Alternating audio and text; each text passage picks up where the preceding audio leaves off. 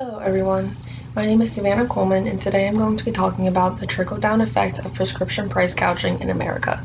But first, I have a scenario for you all to consider. Imagine you are a single parent and you and your child both have diabetes and require insulin. You only have enough money to buy insulin for one of you. How do you approach the situation? If you take the insulin for yourself, your child will suffer. If you give all the insulin to your child, you will be too sick to care for the both of you. Unfortunately, this leads to prescription rationing, which is a direct effect of prescription price gouging in America. Prescription price gouging is when the price of a medication is raised at a rate higher than inflation, which makes it very difficult for Americans to afford their medication. According to a Kaiser Family Foundation poll from the National Public Radio, about 1 in 4 Americans cannot afford their medication. This is a huge statistic, meaning it likely includes someone you know. This could be your parents, grandparents, aunts and uncles, or even yourself. The man in the PowerPoint slide is Martin Shkreli, who is the CEO of Turing Pharmaceuticals. He was questioned in 2016 about the price of a drug created in the 1950s to treat parasitic infections. This drug is called Daraprim. He rose the price of the drug from $13.50 a pill to $750 a pill. This price was risen over 5,000% overnight. He received a lot of poor publicity from this act, but unfortunately that had no effect on the actual price of the drug, and it is still very expensive today. He made it known that if a pharmaceutical company is the only manufacturer of a drug, they have complete control over how much they charge their client. Prescription price gouging also impacts those covered by insurance in America. Those who have commercial insurance often have high deductibles and high copays. In order to lower these, that means that the monthly subscription price will go up. And all of this collectively contributes to the ability to afford prescription drugs. Fortunately, there are programs via manufacturers to help patients afford the cost of expensive prescriptions.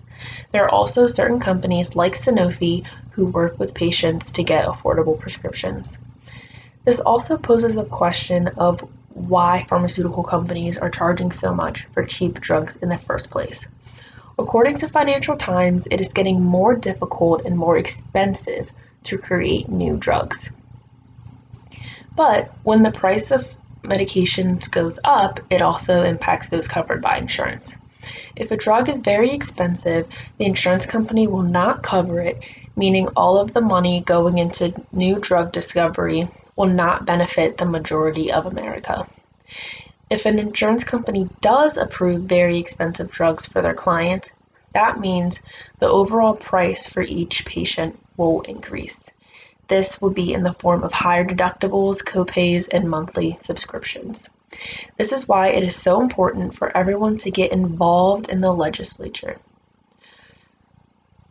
Elijah Cummings, a former Maryland representative, proposed the Lower Drug Costs Now Act. This bill would allow the government to negotiate prices with pharmaceutical companies.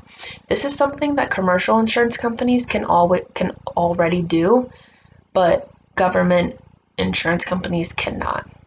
This would also allow them to use the price of medication in other countries as leverage. For example, if a pill costs $5 in one country and $10 in America, the government could negotiate and come to a happy medium with that pharmaceutical company. This would also set an out-of-pocket cost for those covered by Medicare and Medicaid. This is a very big deal because that means that they would no longer have to pay out-of-pocket year-round. Also, if pharmaceutical companies raise the price of drugs quicker than the rate of inflation, the rebate must go to the government in order to feed back into the program and help everyone afford their prescription medication. Prescription price gouging is an intimate topic for many, but it impacts us all in some way. As future healthcare providers, it should be a priority to ensure prescription security across our country. Therefore, voting is crucial. Even if you do not take medication now, it is likely to happen as you age.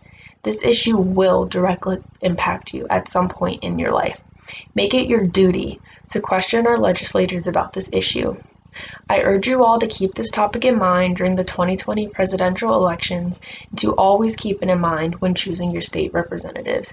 We need to rely on each other to advocate for the end of prescription price gouging and promote prescription security for all. Thank you.